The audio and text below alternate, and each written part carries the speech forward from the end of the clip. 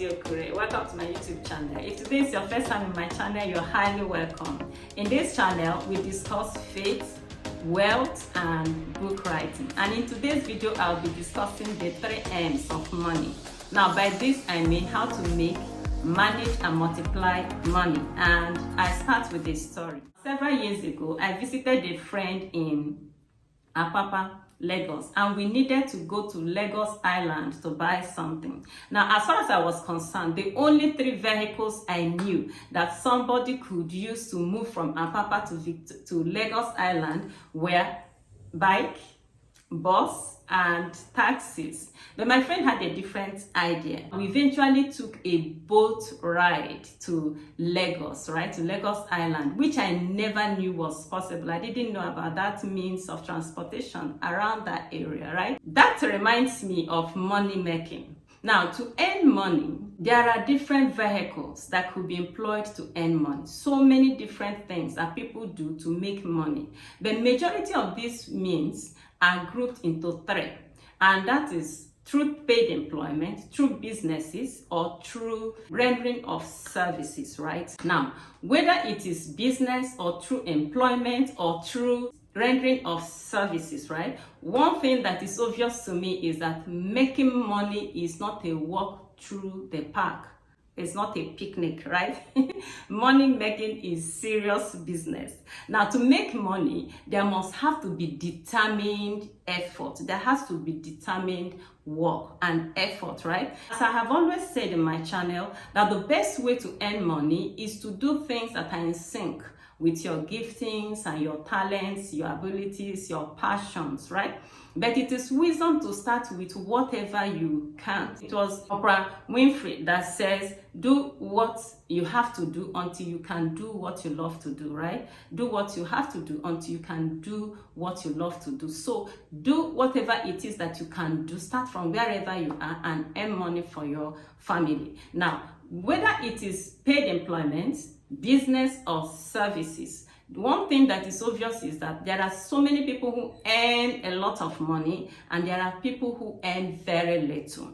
Now, whether you earn very little or you earn very much, there are opportunities. There are opportunities for wealth creation from whatever you earn, right? In his excellent book titled Money, Tony Robbins told the stories of some people who earned very little, who were working as cleaners, and yet they were able to leverage the principle of compound interest and they were able to create a lot of money for themselves, right? That is to say that what you know is what matters, not exactly how much you earn. Because there are people who earn so much and they are not able to save anything, while there are people who earn very little and they were able to come up with wealth. So it's so important that we embrace financial literacy. It was Benjamin Franklin that said, an investment in knowledge pays the best interest. So I encourage you to embrace financial literacy. Learn about money, learn about how to make it, how to multiply it, and how to manage it, right? So after we have earned money, the next thing to do is to know how to manage it. This is key. This is very important because I've always continued to say that there is a law known as Parkinson's law that says that expenses will always rise to meet income. So that is to say that no matter what you earn, that there are expenses that are waiting to swallow up whatever amount of money you earn. And we can understand that because we live in a consumer culture. There are things to consume, new products coming up every day. Social media putting a lot of pressure on people to buy, advertising putting a lot of pressure on people to buy. But you need to learn to economize, okay? To budget, to manage your money in such a way that after you have paid for utilities, paid for your groceries and other needs, you will be able to have a little percentage of what you've earned, right, to save. Remember, in one of my last videos, we talked about Joseph and how in the Bible, Joseph gave Pharaoh an advice to save 20% of everything the land yielded. And because they were able to save 20% during the time of famine, they were able to have food on their table. Okay, so that's what we equally encourage everyone to do. that you should earn and manage what you earn so that you can have a little money to invest. It was Confucius that said, he who will not economize will agonize. He said, he who will not economize will agonize. You will not agonize, okay? So, economize.